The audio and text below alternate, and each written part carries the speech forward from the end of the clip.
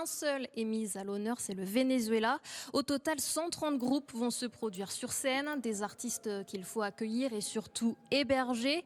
Certains d'entre eux sont pris en charge gratuitement par des Belfortins, qu'ils soient bénévoles ou non pour le festival.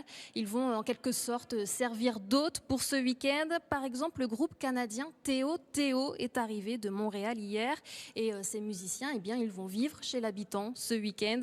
C'est sans doute l'une des meilleures façons de se mettre sur le fuseau horaire de la Franche-Comté. Regardez ce reportage signé Hugo Flotatalon et Rémi Poirot. Bonjour, bienvenue. Moi c'est Dominique. Moi c'est Justin. Étienne. Bonjour, je m'appelle Félix. Ils ont 8 heures de vol et 2h30 de train derrière eux.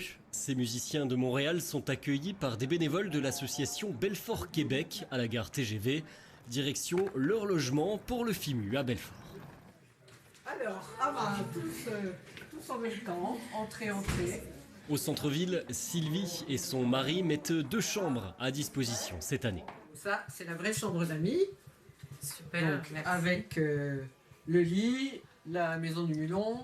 Charlotte vient pour la 4e fois au FIMU et elle n'irait pour rien au monde à l'hôtel. Merci beaucoup. C'est toujours super sympathique. On est accueillis par des gens de Belfort qui nous permettent de découvrir leur ville, les spécialités régionales aussi.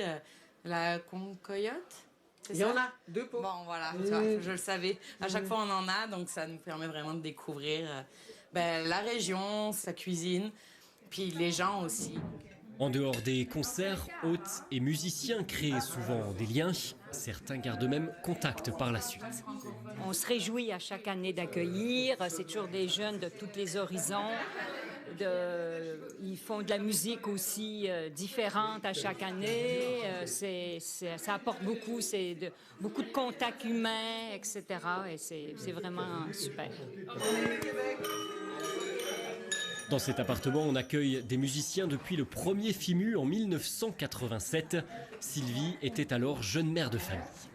Maintenant, c'est des jeunes qui sont encore plus jeunes que nos enfants, donc c'est toujours sympa de garder le contact avec les jeunes générations. Et on a des petits concerts privés, on partage beaucoup de choses avec eux. Au total, une quinzaine de foyers logent des musiciens gratuitement pendant le festival cette année.